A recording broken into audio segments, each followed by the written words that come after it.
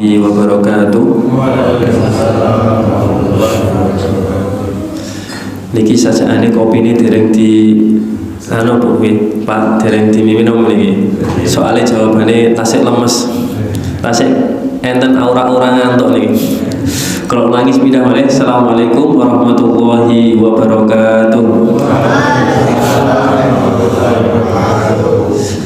Innalhamdulillah nahmaduhu wa nasta'inuhu wa nastaghfiruh wa na'udzu billahi min shururi anfusina wa min sayyiati a'malina innahu may yahdihillahu fala mudhillalah wa may yudlilhu fala hadiyalah. Asyhadu an la ilaha illallah wa asyhadu anna Muhammadan abduhu wa nabiyyuhu wa rasuluh alladzi la nabiyya wa la rasula ba'dah.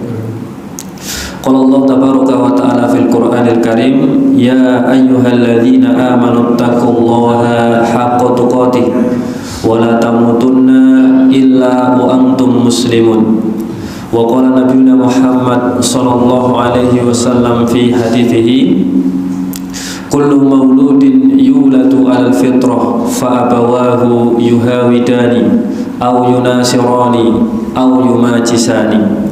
Wa qala ittaqillaha haitsuma kunta wa atbi'i sayyi'atal hasanata tamhuha wa khaliqin nasa bihuluqin hasanin. Alhamdulillah Bapak Ibu yang insyaallah dirahmati oleh Allah Subhanahu wa taala. Yang pertama dan yang paling utama, mari Bapak Ibu sekalian kita kembali mengingat, kita kembali sadar akan setiap apa yang telah Allah berikan kepada kita sampai pada kesempatan pagi yang mulia ini, baik itu dalam bentuk nikmat, baik itu dalam bentuk karunia, baik itu dalam bentuk anugerah, maupun apa saja yang hari ini kita terima, seluruhnya datangnya dari Allah Subhanahu wa ta'ala. Baik dari yang paling kecil Pak Bu, sampai kemudian karunia yang paling besar. Kalau yang paling kecil itu diantaranya Nabi Shallallahu Alaihi Wasallam menyampaikan dalam sebuah hadis, nikmatani makbunun fihi ma katsirun minan nas as-sihah wal farah. Nabi menyampaikan dua nikmat yang sering dilupakan oleh manusia, dua hal yang sering disepelekan oleh umat manusia. Yang pertama Nabi menyampaikan as-sihah, nikmat berupa kesehatan. Kemudian yang kedua Nabi menyampaikan wal farah, nikmat berupa waktu luang. Jadi dua hal itu Bapak Ibu sekalian menjadi salah satu yang bahkan Nabi sendiri menyampaikan, banyak sekali manusia, banyak sekali dari kita itu ternyata yang menyepelekan dan meremehkannya. Satu adalah sehat, yang kedua adalah nikmat sempat, diberikan waktu longgar, diberikan waktu luang. Niki merupakan sebuah nikmat yang pangapunten banyak sekali manusia yang menyepelekannya, tidak begitu menganggap penting. Padahal Bapak Ibu sekalian, dua hal itulah yang membuat kita sampai pada kesempatan pagi hari ini bisa rawuh, bisa hadir di majelis yang mulia ini. Ketika kita diberikan oleh Allah nikmat sehat saja, tanpa diberikan nikmat berupa waktu luang, kecil kemungkinan Pak Bu, kita bisa kumpul, kita bisa duduk di majelis pada kesempatan pagi hari ini. Atau dibalik Pak, kita diberikan nikmat luang, waktunya longgar, waktunya luas, tapi oleh Allah tidak diberikan nikmat sehat. Niki juga kecil kemungkinan kita duduk di tempat ini. Ketika waktunya luang, kemudian tubuhnya sakit, kita pasti lebih memilih untuk duduk di tempat yang lebih empuk, tinggal di tempat yang lebih nyaman. Tapi oleh Allah pada kesempatan pagi hari ini kita masih diberikan dua karunia yang bahkan kata Nabi ini sering disepelekan oleh manusia. Ini menjadi salah satu nikmat yang ringan, yaitu berupa kesehatan dan juga waktu luang. Sampai kemudian puncak daripada pemberian dari Allah itu adalah nikmat berupa keimanan Pak Bu. Jadi kita diizinkan oleh Allah menjadi pribadi yang muslim, menjadi pribadi yang beriman. Niki sebenarnya adalah nikmat yang paling istimewa. Ini sebenarnya adalah karunia yang paling besar. Dan pada kesempatan pagi hari ini, kita yang hadir di majelis ini mendapatkan nikmat yang besar berupa menjadi pribadi yang beriman, bisa menjadi pribadi yang muslim. Jadi artinya Bapak Ibu sekalian, dari yang paling kecil sampai yang paling besar pada kesempatan pagi hari ini itu masih bisa kita dapatkan. Makanya tidak ada alasan Pak Bu, pada kesempatan pagi yang mulia ini kok kemudian kita tidak bersyukur kepada Allah. Tidak ada lagi alasan kok sampai pagi hari ini kita tidak berterima kasih atas pemberian karunia, kenikmatan, anugerah, taufik yang telah Allah berikan kepada kita. Dan Bapak Ibu sekalian, ternyata ketika pribadi seseorang itu bisa berterima kasih, mampu bersyukur kepada Allah, sebenarnya itulah yang kemudian menjadikan dirinya akan mendapatkan kelipatan nikmat dari Allah. Jadi bertambahnya nikmat itu ternyata ketika pribadi tersebut mampu berterima kasih atau mampu bersyukur atas apa yang telah Allah berikan. Jadi kelipatan itu baru bisa didapatkan ketika pribadi tersebut mampu berterima kasih. Kelipatan itu bisa diperoleh ketika pribadi tersebut mau bersyukur atas apa yang telah Allah berikan. Nah, ini dasar dalilnya kan cukup masyhur, kita tahu dan kita sering dengarkan Pak Bu. Dalam salah satu ayatnya Allah menyampaikan, la in syakartum la azidannakum. Siapa saja yang mampu bersyukur, siapa saja yang mau berterima kasih atas apa yang telah Allah berikan, la azidannakum. Janji Allah pasti akan dilipat gandakan. Itu janji yang Allah sampaikan di dalam Al-Quran. Dan Bapak Ibu sekalian, perlu kita tahu bersama, kelipatan pahala yang Allah berikan, kelipatan nikmat yang Allah berikan kepada pribadi seseorang, itu tidak selamanya dalam bentuk kuantitas Pak.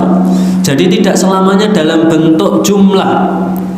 Hari ini dikasih 1, ketika hari ini bisa bersyukur, besok dapat 2. Tidak selamanya seperti itu. Karena kelipatan yang Allah berikan kepada pribadi yang bersyukur itu tidak selamanya dalam bentuk jumlah, tidak selamanya dalam bentuk kuantitas. Bisa jadi kelipatan yang Allah berikan kepada hamba yang bersyukur itu dalam bentuk kualitas. Tidak selamanya dalam bentuk kuantitas, tapi bisa jadi dalam bentuk kualitas. Hari ini dikasih 1, ketika kita bisa bersyukur, besok tetap dikasih 1. Tapi 1 besok itu berbeda dengan 1 hari ini.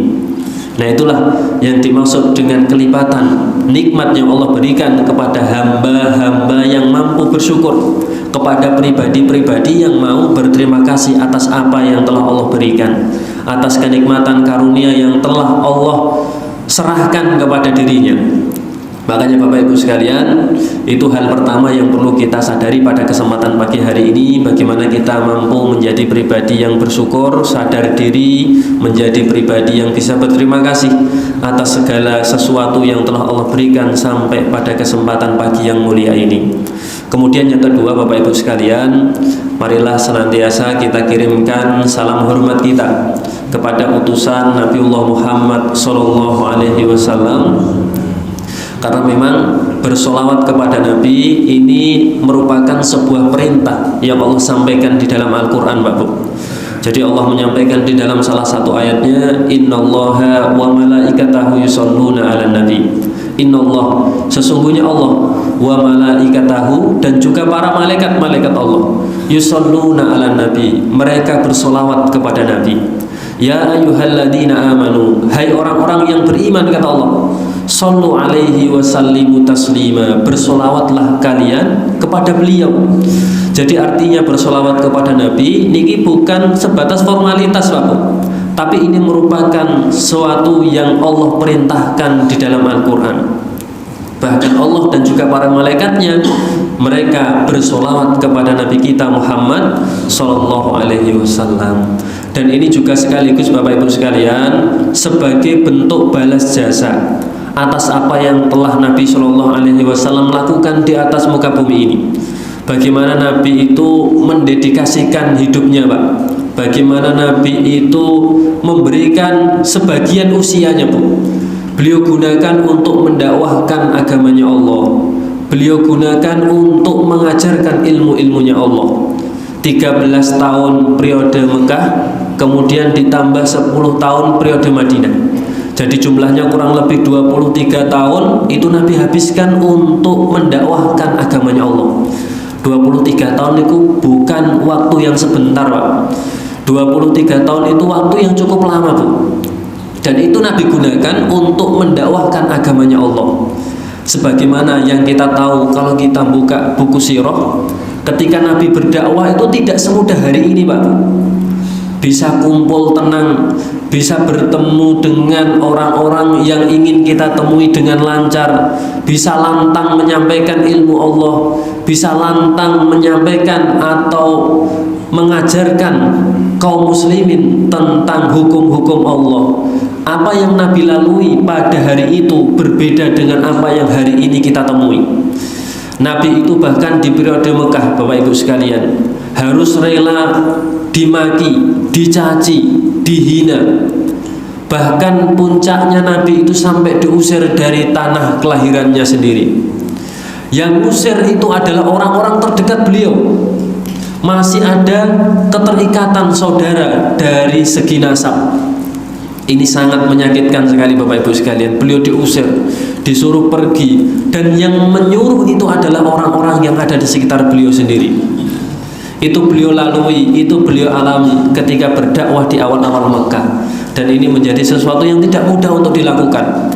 Bahkan pernah suatu ketika Nabi dan kaum muslimin itu sampai diboikot. Artinya tidak boleh ada yang bertransaksi apapun itu dengan Muhammad serta para pengikutnya. Bahkan kalau kita lihat buku sirah nabawiyah, Nabi itu sampai oleh kaum kafir Quraisy ditempatkan di satu tempat khusus bersama dengan para pengikutnya, dan tidak boleh ada satu orang pun yang berhubungan dengan mereka. Tidak hanya dari segi obrolan, perbincangan, termasuk perniagaan, transaksi, itu semuanya ditutup. Sekaya apapun kaum muslimin hari itu, mereka tidak bisa makan. Kenapa, Pak Bu? Karena tidak ada satupun orang kaum kafir Quraisy yang boleh bertransaksi, berniaga dengan mereka. Mereka punya uang, tapi uangnya tidak bisa ditukar dengan bahan makanan. Itu pernah dialami Nabi dan juga para pengikutnya. Bahkan dalam riwayat tersebut, Nabi itu sampai rela makan rumput, Pak Bu. Karena memang sudah tidak ada lagi makanan yang bisa dikonsumsi selain rumput yang beliau temukan tumbuh di sekitar tempat tinggal beliau. Karena memang makanan, semua sarana luar tidak bisa diakses, tidak bisa diperoleh. Untuk bisa tetap bertahan hidup melanjutkan dakwah, ya harus mengkonsumsi apa yang ada di hadapannya. Yang ada hanya rumput, maka rumput itulah menjadi bahan makanan yang dikonsumsi untuk tetap bertahan hidup.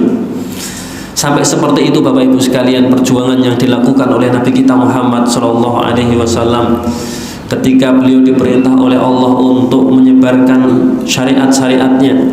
Ketika Nabi Muhammad SAW punya tugas mulia untuk menata, untuk memberikan kebaikan kepada seluruh umat manusia. Dan apa yang Nabi SAW hadapi hari itu tidak sebagaimana apa yang kita hadapi hari ini. Kita hari ini bisa berkumpul dengan tenang, dengan aman, tanpa ada ancaman. Dulu Nabi SAW melakukan hal yang sama di awal dakwah beliau, sebagaimana apa yang kita lakukan pada pagi hari ini menjadi sesuatu yang sangat membahayakan. Tidak hanya untuk pribadi Nabi, bahkan kaum muslimin yang hadir di tempat itu harus siap dengan segala konsekuensi yang nanti akan mereka temui. Tidak hanya diancam dalam bentuk ucapan, perkataan, bahkan nyawa siap untuk dipertaruhkan. Jadi hanya untuk berkumpul dengan Nabi, Pak Bu, itu taruhannya sudah nyawa. Kalau kita pada kesempatan pagi hari ini kumpul di masjid ini nggak ada taruhannya, Pak, mboten enten, Pak. Kita duduk bermajelis ini mboten enten taruhannya. Jangankan taruhan nyawa, yang berani ngancam mboten enten, Pak. Mboten enten. Nanti nek taklim pulang hati-hati. Mboten enten kan? Mboten enten, Pak. Yang khawatir malah kadang kita nih, nafsunya malah yang mewanti-wanti untuk cepat-cepat pulang. Bapak Ibu sekalian, itulah poin kedua yang kami sampaikan pada kesempatan pagi hari ini. Setelah kita mengirimkan rasa syukur atas karunia kenikmatan yang telah Allah berikan, tidak lupa kita juga mengirim sholawat kepada Nabi kita Muhammad SAW. Tadi Bapak Ibu sekalian sudah diperkenalkan di awal. Saya kira tidak perlu lagi perkenalan Bapak Ibu, nggih. Kula kinten sudah cukup jelas dan sudah cukup gamblang Pak Bu. Insya Allah selagi kami masih di Pacitan, kemudian masih bisa diperbantukan, insya Allah kami akan memberikan sebatas apa yang kami miliki dan apa yang kami ketahui. Dan untuk saat ini memang kami berada di lembaga bersama dengan Ustadz Rosid di salah satu pondok, yaitu Pondok Marhaban. Mangke Bapak Ibu sekalian bisa mampir. Untuk saat ini pondoknya sampun pindah ke Jaten Pak Bu. Jadi mboten di Kauman, mboten lagi di Pucang Sewu, tapi posisinya sekarang sudah di Jaten. Karena di Jaten memang sudah dibangunkan asrama masjid lengkap dengan kamar mandinya. Kalau tidak segera dihuni, kalau tidak segera diisi, nanti malah tempatnya yang kosong. Jadi tempatnya nanti tidak berpenghuni, karena secara lokasi cukup jauh dengan pemukiman-pemukiman warga, rumah-rumah di sekitar Jaten. Jadi kalau tidak segera dihuni, nanti masjid jarang ada yang pakai. Kemudian asrama juga nanti suwung kalau tidak segera diisi. Makanya Bapak Ibu sekalian, sampai pada 2 bulan kemarin seluruh santri sudah pindah ke Jaten, sudah tidak lagi berada di Kauman ataupun Pucang Sewu. Jadi kalau Bapak Ibu biasanya lihat hari Senin ada santri marhaban tahfidz di Masjid Agung, sekarang sudah tidak lagi, karena posisinya memang sudah cukup jauh dari Masjid Agung. Kalau dulu di Masjid Agung itu santrinya masih di Kauman, artinya Kauman dengan Masjid Agung itu jaraknya cukup dekat Pak Bu. Tapi untuk saat ini ke Jaten, dari Jaten menuju Masjid Agung ini jaraknya lumayan jauh. Sedangkan santri itu terbatas secara kendaraan. Jadi kalau tahfidznya di Masjid Agung itu kok sepertinya sudah tidak lagi memungkinkan. Mungkin itu Bapak Ibu sekalian sebagai perkenalan awal tadi sudah disampaikan oleh Pak Heni. Semoga bisa memberikan gambaran, semoga bisa memberikan penjelasan. Dan pangapunten Bapak Ibu sekalian, tadi keberangkatan kami sampai di tempat ini agak terlambat. Alhamdulillah belum masbuk Pak tadi, karena di perjalanan saya sudah mendapati beberapa masjid niku sampun iqomah. Kula niku mau sholat dulu di masjid sekitar yang memang saya sudah dengar iqomah terdengar, tapi kula berpikir semoga di masjid yang saya tuju belum iqomah. Ternyata sudah iqomah Pak Bu, tapi alhamdulillah belum masuk rokaat pertama. Artinya pun masih bisa mendapatkan rokaat pertama, bisa sholat subuh bersama dengan Bapak Ibu sekalian. Karena memang ternyata lokasi masjidnya ini cukup tersembunyi Pak. Ini cukup tersembunyi Bu. Jadi tadi saya harus buka map dulu dari depan. Kalau ke Pancer insya Allah sering, tapi kalau ke masjid ini tidak sesering ke Pancer. Ternyata ada masjid di sekitar Pancer yang alhamdulillah setiap paginya ada kajian kebaikan, ada majelis-majelis yang mulia. Niki besok pindah kula mriki Pak. Dan ternyata memang lokasinya cukup tersembunyi, lokasinya cukup dalam. Kurang lebih tadi ada 3 sampai 4 belokan. Niku kalau seandainya tidak menggunakan petunjuk niku sepertinya mboten dugi mriki. Dugi pundi. Dan ketika saya masuk niku sudah tidak terdengar ada iqomah dan sudah tidak terlihat ada bapak-bapak atau ibu-ibu yang berjalan menuju masjid. Jadi mungkin saya menjadi salah satu yang terakhir Pak Bu. Makanya pangapunten pada kesempatan pagi hari ini tadi kedatangannya sedikit atau banyak terlambatnya. Dimaafkan Pak Bu. Bapak Ibu sekalian, tapi terlepas daripada sulitnya perjalanan menuju majelis yang mulia pada kesempatan pagi hari ini Bapak Ibu sekalian, saya bersyukur. Sebenarnya saya sangat senang Pak Bu, karena bisa dipertemukan, saged diperjumpakan, saged berkumpul dengan Bapak Ibu sekalian di tempat yang mulia ini. Bahkan jamaah sekalian, apa yang kita lakukan pada kesempatan pagi hari ini Bapak Ibu sekalian, itu ternyata kebaikannya 1400 tahun yang lalu itu sudah disampaikan oleh Nabi kita Muhammad SAW. Jadi pertemuan, perkumpulan, komunitas atau seseorang di tempat yang mulia, di salah satu dari rumah-rumahnya Allah, itu ternyata kemuliaan, kebaikannya, kemanfaatannya itu ternyata dulu di zaman Nabi sudah disampaikan. Karena dalam sebuah hadis yang diriwayatkan oleh Imam Muslim, Nabi Shallallahu Alaihi Wasallam pernah menyampaikan, "Majtama'a qaumun fi baitin min buyutillah." Tidaklah satu kaum, tidaklah satu kelompok, tidaklah sebuah komunitas itu berkumpul di salah satu dari rumah-rumahnya Allah. Yatsluna kitab Allah. Aktivitas yang mereka lakukan, satu, mengkaji maos Al-Quran, atau yang kedua, wayatadarasunahu bainahum, mengkaji isi kandungan Al-Quran. Jadi ketika ada komunitas, ada satu perkumpulan, ada sebuah masyarakat yang berkumpul di rumahnya Allah, berkumpul di masjid, aktivitasnya dua, Pak. Kalau tidak baca Al-Quran, mengkaji isi kandungan Al-Quran. Niku keutamaannya Nabi Shallallahu Alaihi Wasallam sampaikan, illa nazalat alaihimus sakinah. Tidaklah akan turun kepada mereka yang namanya sakinah, yang namanya ketenangan. Jadi sebenarnya Bapak Ibu sekalian, perkumpulan kita pada kesempatan pagi hari ini, perjumpaan kita pada kesempatan yang mulia ini sebenarnya kesempatan yang bisa mendatangkan sakinah, kata Nabi, Bapak. Jadi apa yang kita lakukan pada pagi hari ini, inilah yang mendatangkan sakinah. Sakinah niku apa, Pak? Ketenangan. Sakinah niku ketenangan, Bapak Ibu sekalian. Dan kalau kinten, semua umat manusia yang tinggal di atas muka bumi ini, hidup niku yang dicari pasti ketenangan, Bapak.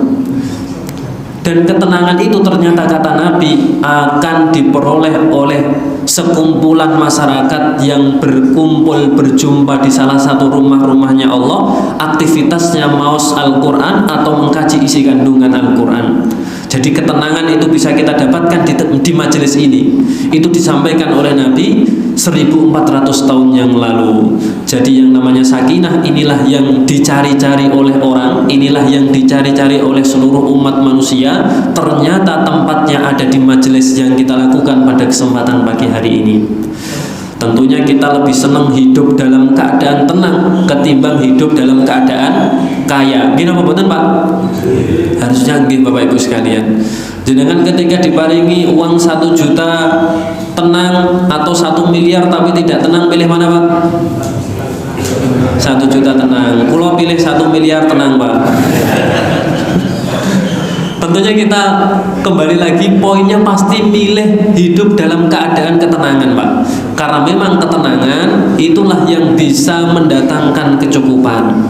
Kalau hidup itu tidak tenang, mau berapapun tidak akan pernah cukup. Pangapunten, jenengan nate mirsani, Pak, pernah mendengar ada orang itu yang sampai mencuri 300 triliun. Bahkan sampai bertriliun-triliun. Sampun pernah dengar kan, Pak? Nah, niki kan menandakan kekayaan itu tidak pernah memberikan kecukupan, Pak. Bahkan sampai triliunan sekalipun itu tidak akan pernah cukup.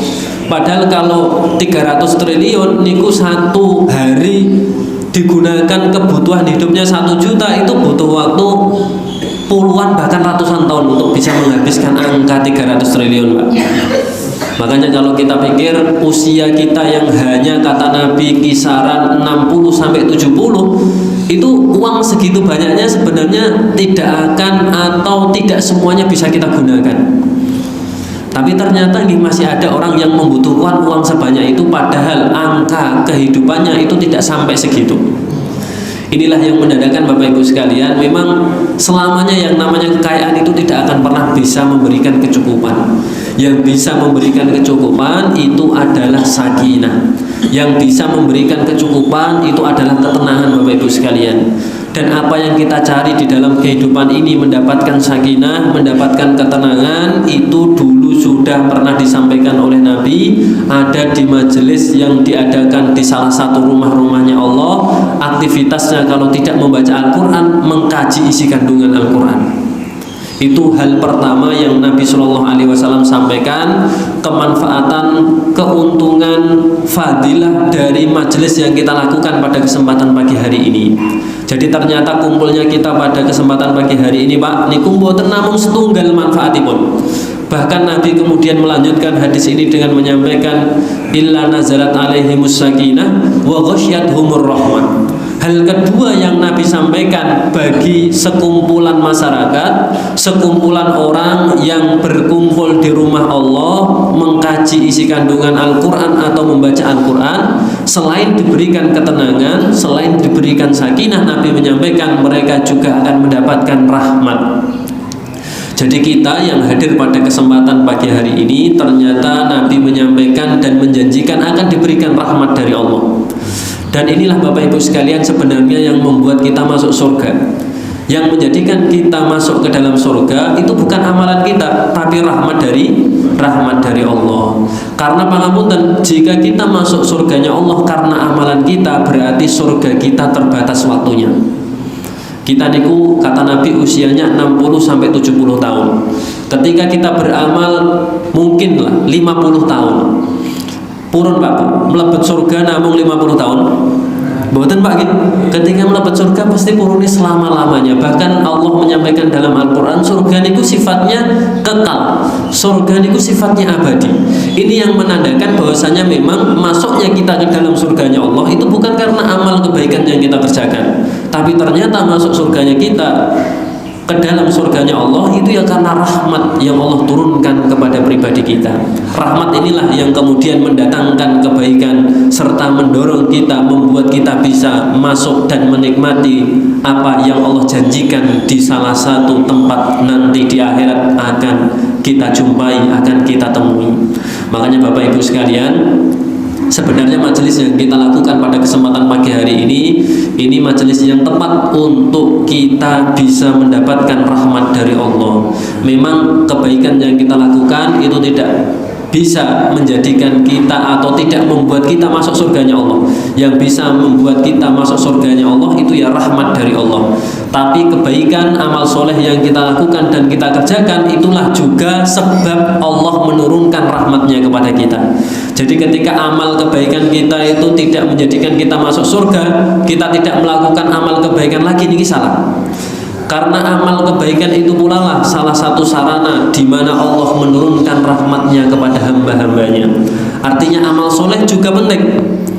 Dan lebih penting yaitu mendapatkan rahmat dari Allah. Salah satu sarana untuk menurunkan rahmat Allah adalah dengan melakukan aktivitas kebaikan, melakukan aktivitas amal soleh. Bapak Ibu yang insya Allah dirahmati oleh Allah Subhanahu Wa Taala, itu Pak, dua kebaikan yang sudah Nabi janjikan untuk siapa saja masyarakat, sekelompok umat, sekelompok orang yang mau berkumpul di salah satu dari rumah-rumah Allah. Yang pertama diberikan yang namanya sakinah, yang kedua Allah berikan rahmat. Kemudian yang ketiga Bapak Ibu sekalian, ini keutamaan fadilah yang tidak kalah luar biasanya Bapak Bu. Suatu keutamaan yang tidak kalah besarnya. Selain Allah menjanjikan sakinah dan juga rahmat, ternyata Nabi SAW menyampaikan wa khaffathumul malaikah. Fadilah yang ketiga, keutamaan yang ketiga kata Nabi SAW, berkumpul di masjid, berkumpul di salah satu dari rumah-rumahnya Allah, itu bisa mendatangkan perlindungan, penjagaan dari para malaikat-malaikatnya Allah Pak. Jadi aktivitas yang kita lakukan pada kesempatan pagi hari ini, selain mendapatkan sakinah, rahmat, yang ketiga kata Nabi SAW, kita niki sedang didampingi, dibersamai oleh para malaikat-malaikatnya Allah. Bapak Ibu sekalian, para malaikat yang hadir bersama dengan kita, menjaga kita, keberadaannya berbarengan dengan keberadaan kita, ini mereka tidak namun hadir Pak Bu. Jadi malaikat yang ikut serta bersama dengan kita di majelis pada pagi hari ini mereka tidak hanya melihat. Bahkan di dalam sebuah hadis yang lain, dengan hadis yang cukup panjang, dengan narasi yang cukup panjang, Nabi itu sampai menyampaikan, malaikat yang hadir duduk ikut serta di majelis ilmu itu nanti akan memberikan laporan di hadapan Allah Subhanahu Wa Taala. Niki Pak. Jadi di hadis ini Nabi menyampaikan wa khaffathumul malaikah, mereka kelompok yang berkumpul di masjid untuk membaca dan mengkaji isi kandungan Al-Qur'an itu akan dijaga malaikat. Di hadis yang lain Nabi menyampaikan penjagaan yang diberikan malaikat itu ternyata juga dalam bentuk laporan nanti di hadapan Allah. Karena memang dalam sebuah hadis yang lain Nabi pernah menyampaikan bahwasanya memang Allah itu memiliki malaikat yang sangat banyak jumlahnya. Dan salah satu atau sebagiannya itu kata Allah memiliki tugas hanya untuk mencari majelis zikir, Pak Bu. Jadi ada malaikat itu yang kata Nabi tugasnya namun mencari majelis ilmu. Tugasnya namun mencari majelis-majelis. Fa idza wajadu majlisan fihi dzikron qa'ada ma'ahum, kata Nabi sallallahu alaihi wasallam. Ketika ada majelis ilmu, ketika ada majelis zikir, malaikat mendapati di sana ada majelis ilmu, ada majelis zikir, qa'ada ma'ahum. Malaikat itu akan duduk bersama dengan mereka. Malaikat itu akan ikut serta bermajelis di dalamnya. Kemudian Nabi juga menyampaikan keberadaan malaikat di sana sebagaimana acara itu berlangsung. Ketika acara selesai, maka para malaikat akan ikut berhamburan keluar dari majelis tersebut. Sampai kemudian Nabi menyampaikan ketika malaikat berhamburan, malaikat pergi, malaikat kembali ke hadapan Allah, para malaikat akan menyampaikan, para malaikat akan melaporkan 3 poin, Pak. Jadi para malaikat itu kata hadis yang Nabi sampaikan akan memberikan sebuah laporan, akan menyampaikan apa yang mereka dapati di majelis tersebut. Para malaikat akan mendengarkan dan menyampaikan kepada Allah 3 poin kalau kata Nabi. Yang pertama yang akan para malaikat sampaikan di hadapan Allah adalah wa yas'alunak. Ya Allah, orang-orang yang tadi saya temui di majelis zikir, orang-orang yang tadi saya jumpai di majelis ilmu, semuanya mereka meminta kepadamu. Kemudian Allah menyampaikan ma yas'aluni, apa yang mereka minta dariku, kata Allah. Yas'alunaka jannatan, mereka meminta surgamu ya Allah. Itu poin pertama Bapak Ibu sekalian yang akan disampaikan, dilaporkan oleh malaikat yang hadir di majelis ini. Malaikat akan menyampaikan bahwasanya yang hadir mereka meminta surgamu ya Allah. Mereka yang bermajelis mereka minta nikmat surgamu. Kemudian yang kedua Pak Bu, para malaikat akan menyampaikan setelah wa yas'alunak, mereka akan menyampaikan wa yastajiruna. Selain mereka minta surgamu ya Allah, ternyata orang-orang yang bermajelis di tempat itu, yang hadir di majelis itu, mereka juga minta perlindungan. Wa ma yastajirunani, kata Allah. Dari apa mereka meminta perlindunganku? Min narika ya Rabbi. Ya Allah, mereka yang tinggal atau ikut serta di majelis tersebut meminta supaya Engkau lindungi dari siksa neraka-Mu. Itu laporan kedua yang disampaikan oleh malaikat. Laporan kedua yang disampaikan oleh para malaikat ketika hadir duduk di majelis bersama dengan orang-orang yang mengkaji ilmu atau mengingat zikir kepada Allah Subhanahu wa taala. Yang ketiga Bapak Ibu sekalian, yang terakhir nih Bapak, yang akan dilaporkan oleh malaikat di hadapan Allah selain meminta surga, meminta supaya dilindungi dari siksa neraka, poin yang ketiga yang dilaporkan oleh malaikat di hadapan Allah wa yastaghfiruna. Mereka ya Allah yang hadir di majelis itu, mereka meminta supaya bisa mendapatkan ampunan dari Engkau. Mereka yang hadir di majelis tersebut meminta ampunanmu. Maka ketika Bapak Ibu sekalian, malaikat melaporkan 3 hal ini. 1, meminta surga. Yang kedua, dilindungi dari siksa neraka. Yang ketiga, meminta supaya mendapatkan ampunan dari Allah. Jawaban yang Allah berikan di dalam hadis ini, Nabi menyampaikan qad ghafartu lahu, sungguh aku telah memberikan ampunanku kepada mereka. Fa'atoituhum mas'alu, aku juga telah memberikan apa yang mereka mintakan. Tadi minta apa Pak? Minta surga. Jawaban di dalam hadis ini Allah menyampaikan fa'atoituhum mas'alu, aku memberikan apa yang mereka inginkan. Kemudian yang berikutnya Allah menyampaikan wa ajartuhum mimmastajaru, aku juga akan melindungi mereka dari apa yang mereka khawatirkan. Ini dapatkan laporan dari malaikat. 1, minta surga.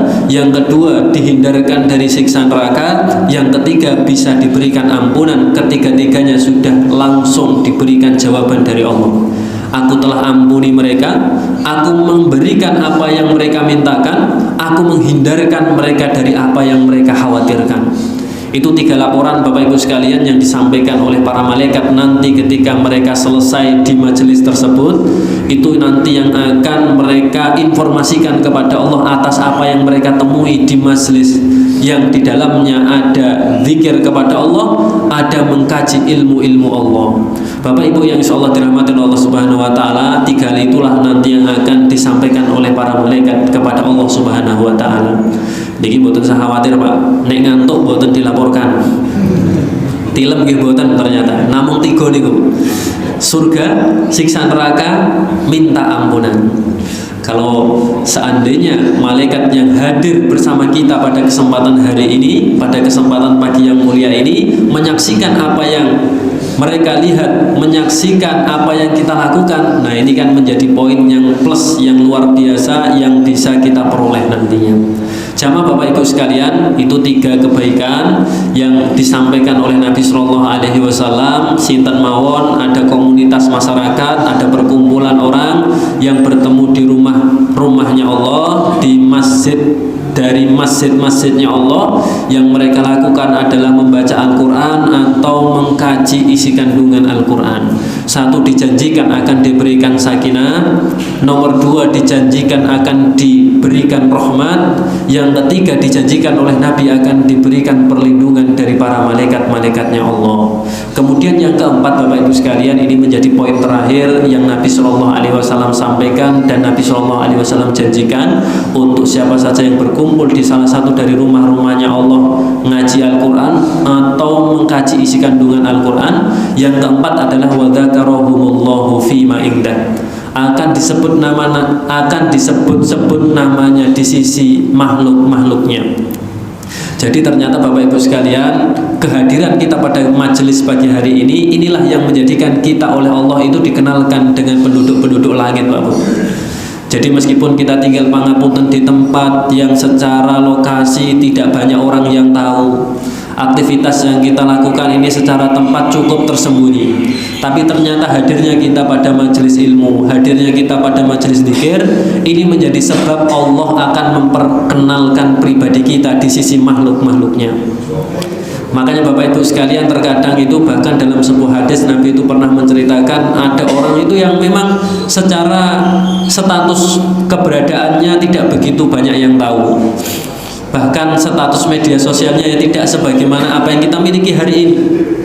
Mereka tidak punya WA, Facebook, tidak punya IG, YouTube apalagi.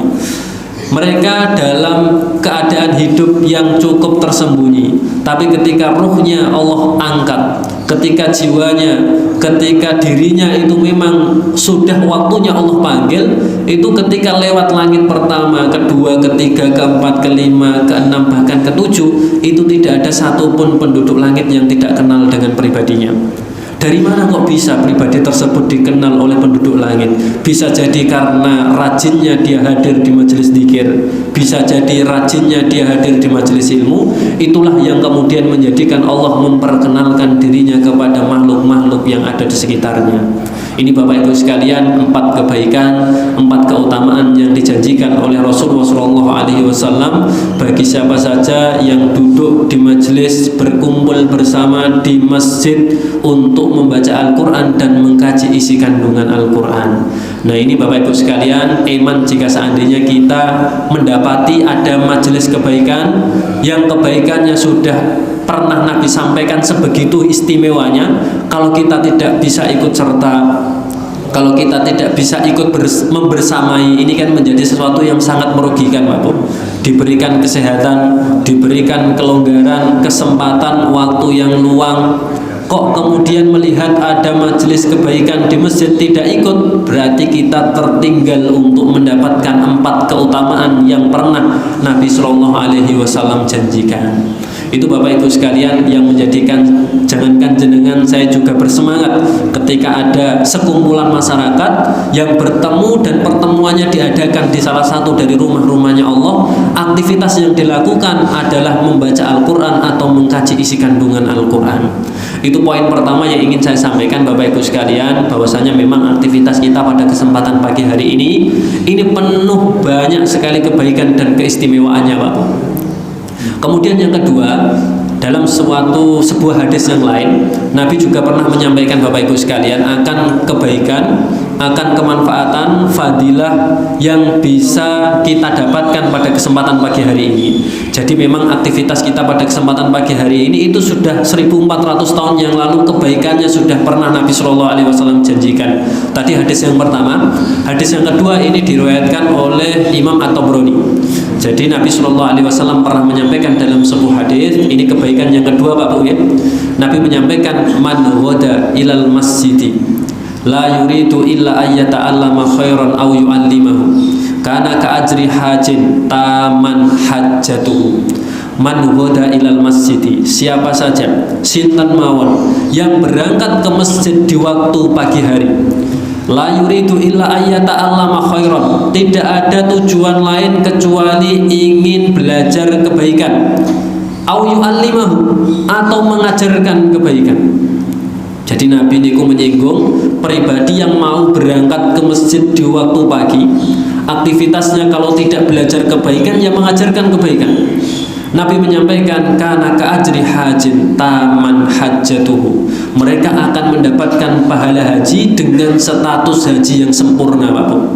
Niki yang menyampaikan Nabi Shallallahu Alaihi Wasallam bahwasannya pribadi yang berangkat ke masjid di waktu pagi belajar kebaikan atau mengajarkan kebaikan itu ganjarannya kata Nabi setara dengan ganjaran haji, bahkan dengan status haji yang sempurna. Maka kemudian para ulama membahas kenapa kok Nabi menyampaikan, Nabi menjelaskan keutamaan bagi mereka yang datang ke masjid pahalanya sebesar itu. Hanya datang ke masjid di waktu pagi belajar kebaikan atau mengajarkan kebaikan kok bisa mendatangkan keutamaan yang sangat istimewa. Bahkan Nabi menyampaikan di hadis ini pahalanya setara dengan pahala haji dengan status haji yang sempurna. Maka kemudian para ulama mengambil sebuah kesimpulan dan kesimpulan itu Bapak Ibu sekalian mengarah kepada dua inti pembahasan. Kenapa kok mereka yang datang ke masjid di waktu pagi itu mendapatkan pahala yang besar? Kenapa mereka yang datang ke masjid di waktu pagi itu mendapatkan keutamaan yang luar biasa? Alasan yang pertama, para ulama menyampaikan waktu pagi itu menjadi waktu yang sangat sulit untuk seseorang lakukan. Ketika seseorang itu paginya disibukkan dalam kebaikan, berarti ini menunjukkan akan kesungguhannya dia dalam mencari kebaikan. Karena memang Bapak Ibu sekalian, fisik yang dia gunakan untuk mencari kebaikan dalam keadaan prima, itu tentu kebaikan yang mereka dapatkan berbeda dengan orang-orang yang pangapunten mencari kebaikannya hanya di sisa-sisa tenaganya. Gimana betul Pak? Ketika belajar dalam keadaan fisik yang sedang bagus-bagusnya dengan keadaan fisik yang sedang capek-capeknya, benten apa sami Pak? Harusnya berbeda Pak. Jadi ketika belajar mencari kebaikan dalam keadaan fisik yang masih bagus, masih prima, masih bugar, itu nanti yang dia dapatkan berbeda dengan mencari kebaikan dalam keadaan fisik yang pangapunten sudah capek, sudah lemes, sudah lelah, waktunya hanya sisa-sisa saja.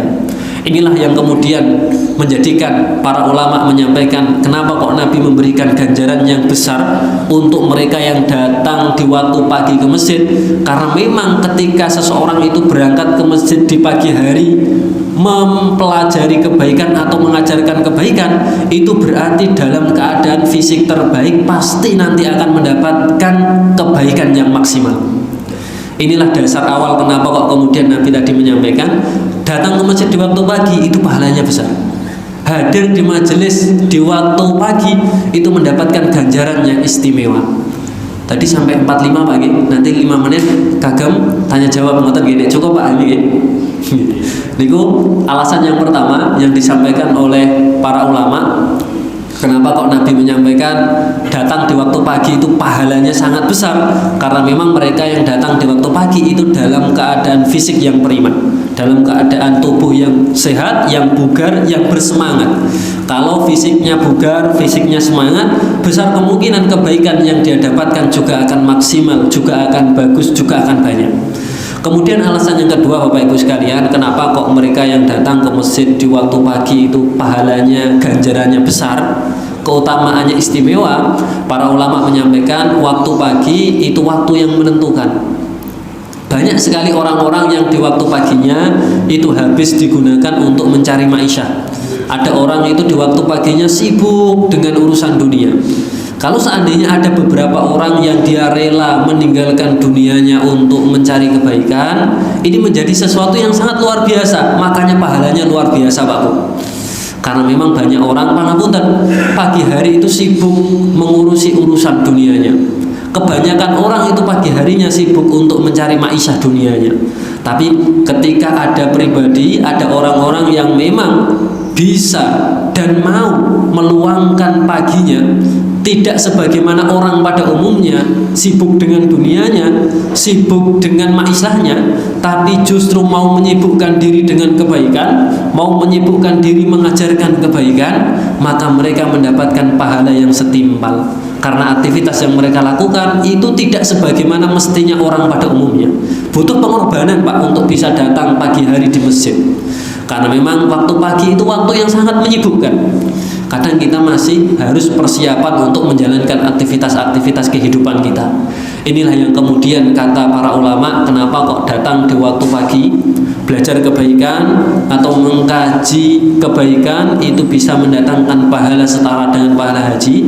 Di sisi lain pagi itu menjadi momentum di mana fisik dalam keadaan sehat-sehatnya, dalam keadaan bugar-bugarnya. Pagi itu pula lah yang kebanyakan orang sibuk dengan urusan dunianya. Ketika ada orang yang bisa merelakan urusan dunianya untuk akhiratnya, untuk kebaikan, ini merupakan sebuah usaha yang luar biasa, makanya gantinya juga pahala yang luar biasa. Itu hadis yang disampaikan oleh Nabi. Yang kedua, kebaikan yang kedua, man ghada ilal masjidi la yuridu illa ayyata'allama khairan aw yu'allimahu kana ka ajri hajin taman hajjatuhu. Siapa saja yang berangkat ke masjid di waktu pagi, tidak lain dan tidak bukan tujuannya kalau tidak belajar kebaikan, ya mengajarkan kebaikan, maka pahalanya sama sebagaimana pahala haji dengan status haji yang sempurna. Ini artinya Bapak Ibu sekalian, bukan kok kemudian kewajiban haji kita gugur, bukan. Tapi ini hanya dalam arti fadilah, keutamaan pahalanya saja, dan tidak membuat kewajiban haji kita kemudian gugur.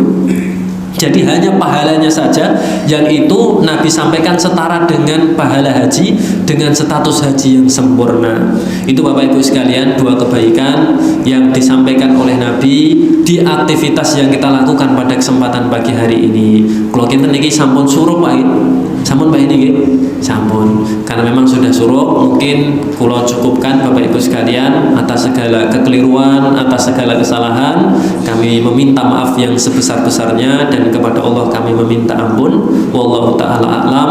Wassalamualaikum warahmatullahi wabarakatuh.